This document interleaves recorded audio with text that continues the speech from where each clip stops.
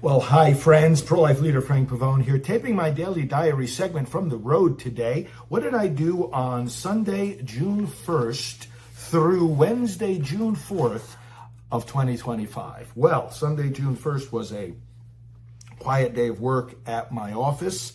I had, of course, being Sunday, time for worshiping the Lord and extra prayer, and then doing some work in the studio there as I tape in our headquarters.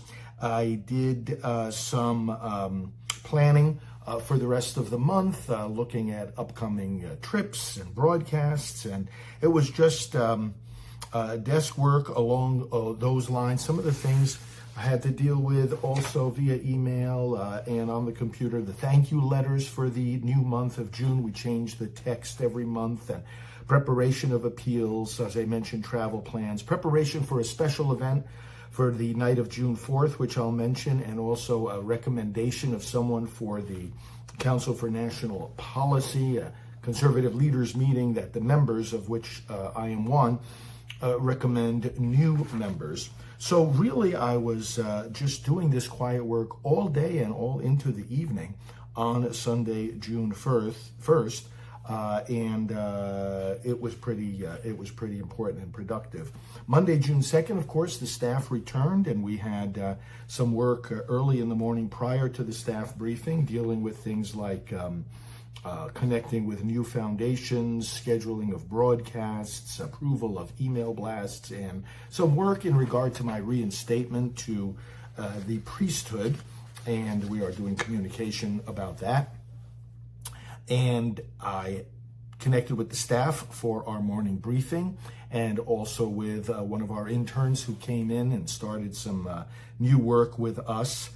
Had a phone call at a meeting with our social media coordinator, and making some good plans in regard to that. And then a 9:30 meeting with one of the key evangelical leaders and broadcasters, and also connected him with our broadcast team. And we were talking about a new podcast that we're going to be starting. That was a 9:30 meeting.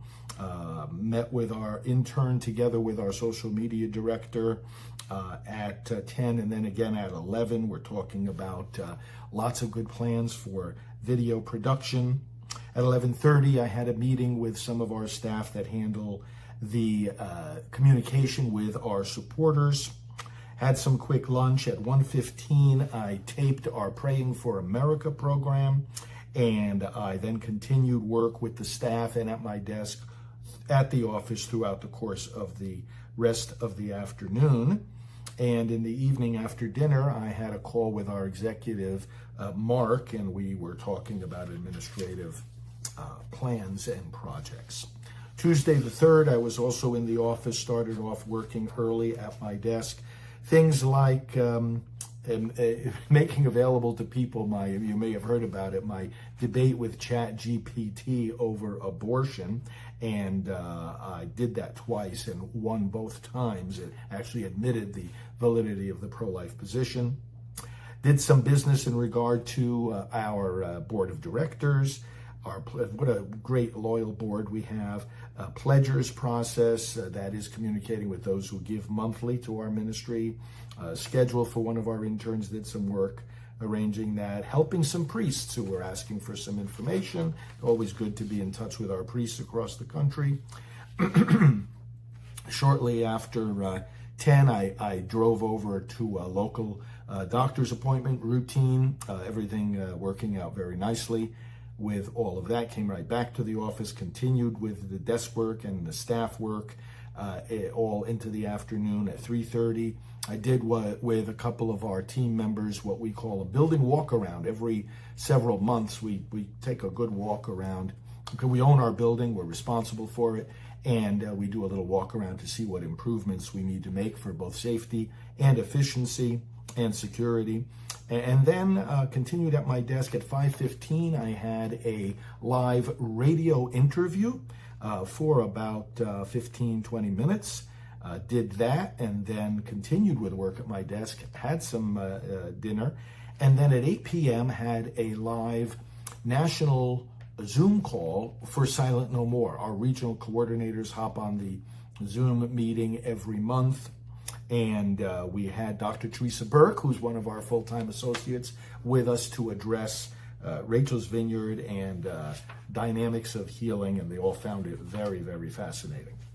And then on Wednesday the 4th, in the office again, doing some early work. One of the things I taped, by the way, during these days was a speech for the Oklahoma March for Life, which is coming up Saturday, June 7th. So I always tape a speech, or as often as I'm able, usually I do, for these different state marches for life.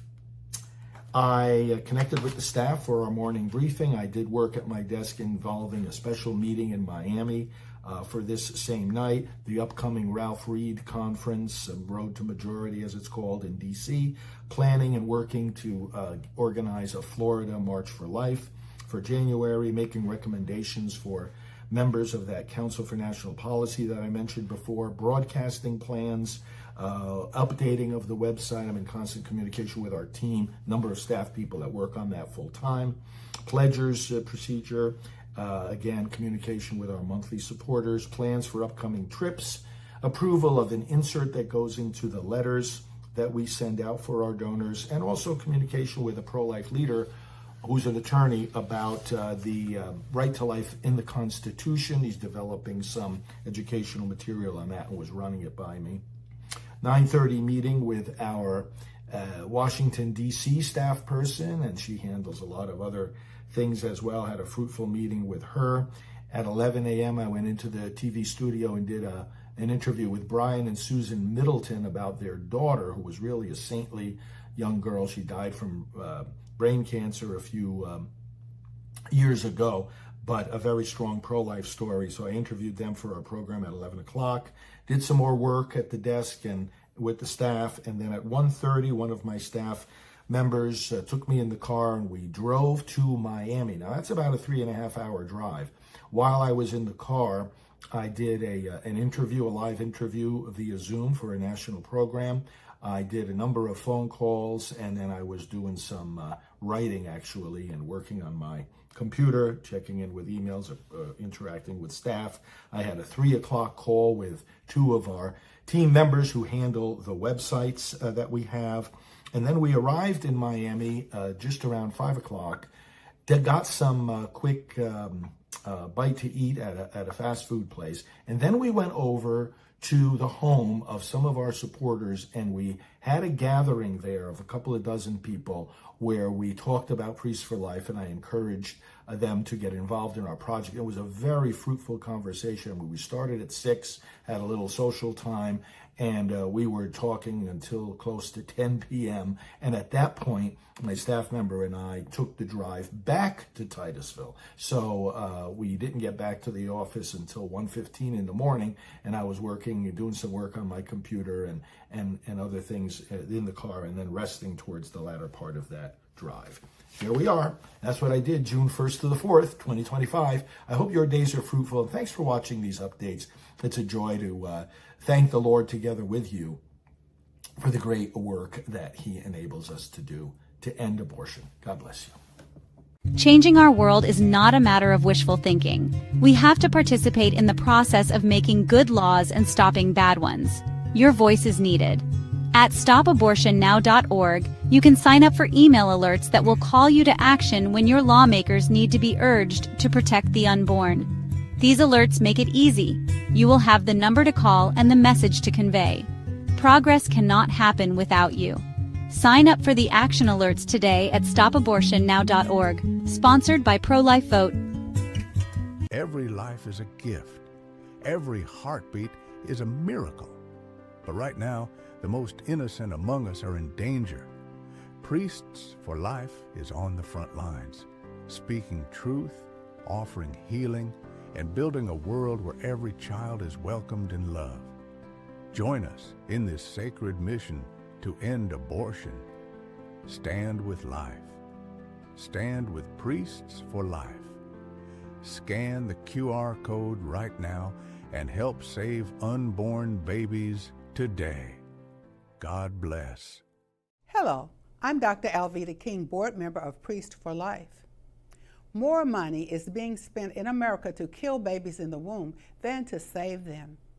Together, we need to change that, and today I want to invite you to support our work at Priest for Life. Why ours rather than other groups? Because we have a unique team that helps lead in every arena of the fight against abortion, and we activate the churches where you find people who are most likely to get involved in that fight.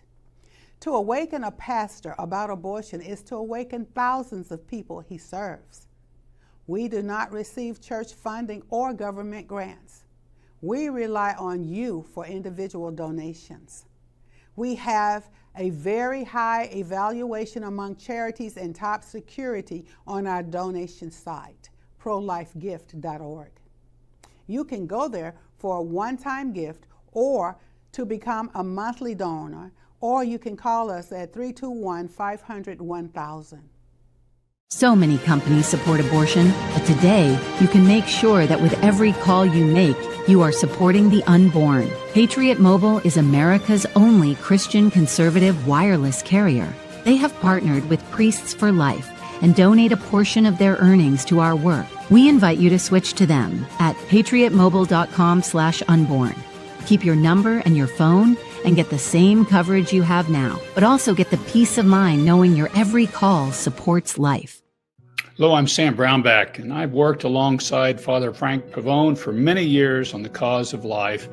He's a true champion, and the Priests for Life have been wonderful champions of this great cause, of the cause of human dignity of every human at every phase of life, from the very first moment of conception until its natural death. The human species, the human person, each and every one are full of dignity, priceless in value, and Priests for Life stand for that. Join their work with them, work alongside them in this battle, this incredible battle, this fantastically important battle for life in the United States. We've got to win this fight. Join them.